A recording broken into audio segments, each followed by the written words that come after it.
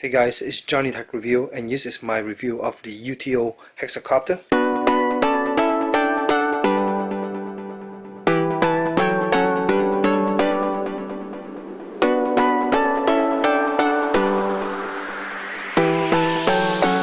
This is my first Hexacopter that I get a chance to play with. Most of these time I've been playing with quadcopter and I'm getting better and better at flying them. Right off the back, I do want to say that this Hexacopter in practice fly just like a quadcopter. So first of all, as the name implies, there are 6 blades in this Hexacopter as you can see, and each of these blades has a motor, and these motors are to me the same size as the quadcopter. Because of that, the battery on this guy is actually bigger than most of the battery I use. Most of the quadcopter batteries are somewhere between 400 milliamp to 700 milliamp, but they are 3.7 volt. This guy is actually 7.4 volt at 700 milliamp, and the battery on these are pretty much almost double the size of the other battery of the quadcopter I have. Another thing I do want to point out is that this Hexacopter itself is actually more heavy than the other quadcopter, which makes sense. And the body itself is actually made out of this thin plastic, but they do have some weight in them. You have these 4 blue LED lights which denote the front direction, while the 2 red LED denote the back direction, as you can see right here. So as far as controlling this quadcopter, it's simple. I use this same controller. Previously I have another quadcopter that uses similar controller, and this controller is pretty simple to use. You just power it on here. You do have this nice functionality that allow you to switch between left and right hand user.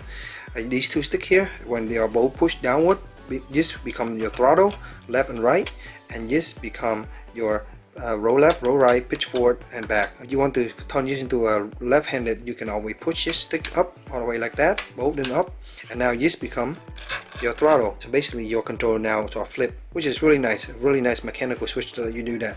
Now here you have some button. You can see here, this knob here allow you to control how much throttle is output. So if you turn this all the way up, when you push the throttle all the way up, it's 100% power.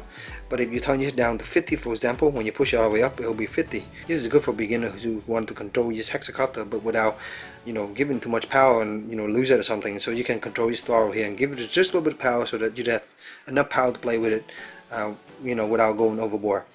You also have here the button to switch between beginner, intermediate, and advanced. In practice, you can press this 2 different times just like that. So normal, like this. This is your normal mode, and this mode is regular flying. Press it once, this become your fast mode, and in this you get the aggressive maneuver. Press it again and you get the flip mode. In this mode, this stick here will flip the unit, and it will do a 360 flip and come right back on the side.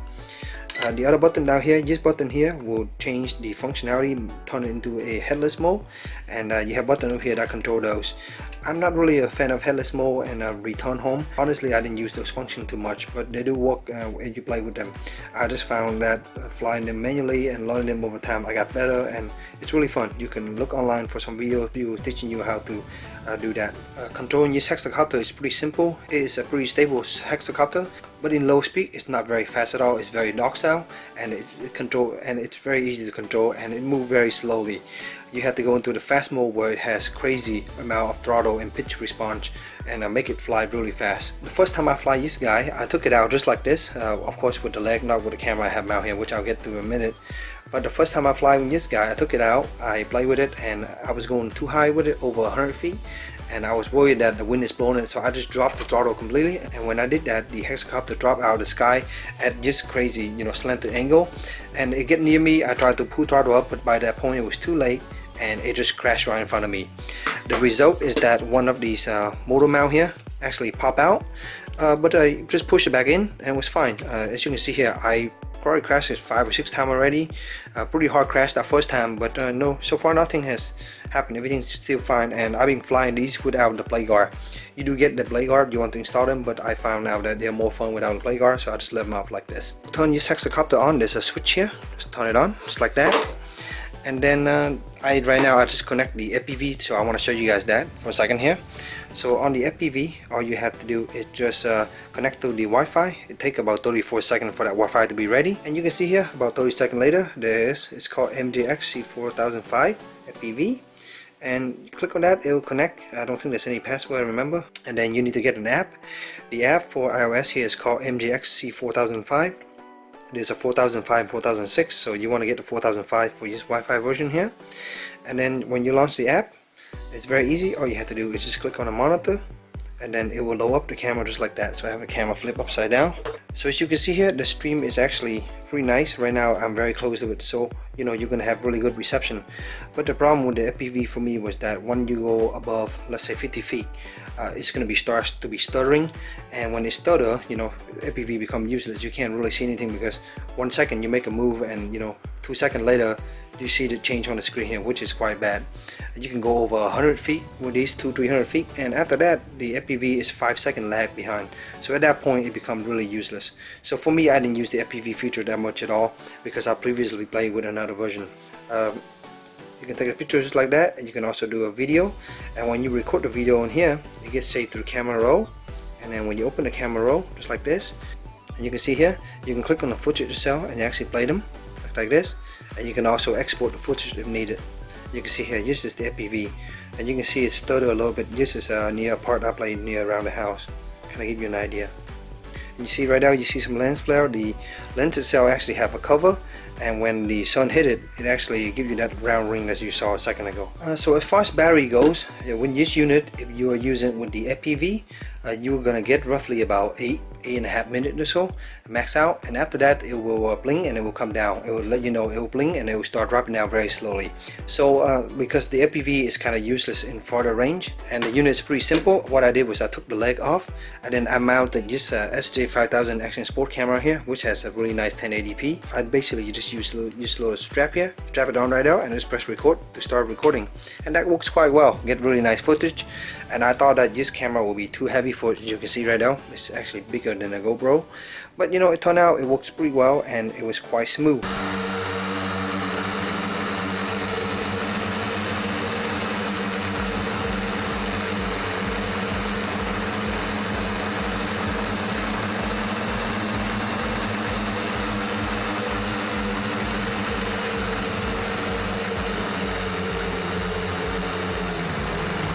The weight on it actually gives this quadcopter even more balance in the wind.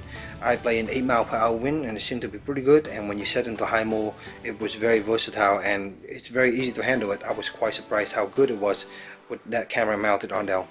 My only problem was the camera battery seemed to be loose. Battery kept kind of pop out just a little bit, and that kind of killed my feed. But for that, I just basically just solve it by stucking some stopping now so the battery doesn't pop out. So I didn't lose my video anymore. I was losing those footage. So overall, to me, it's a very fun hexacopter. Definitely, this is not a beginner toy. I don't think if you start out with this kind of hobby, I suggest you start with a quadcopter. They're much easier to fly, and you can get them for a lot cheaper.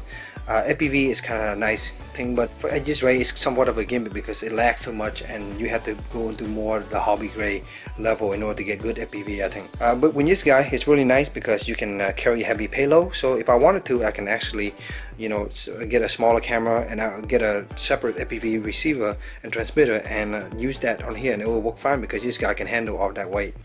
Of course, the leg, this little short leg here, they're kind of short, so you know, putting them on here is kind of useless, so that's why I took them off. So you might want to modify and get longer leg if that's what you do. Otherwise, I just leave this on the table just like this, as you can see, and take off just like that, and it seems to be works pretty good. So just pretty much conclude my review of the UTO Hexacopter. It's a very nice hexacopter and it's able to carry a lot of load, which means it's great for modding it and adding other cameras and other components to it.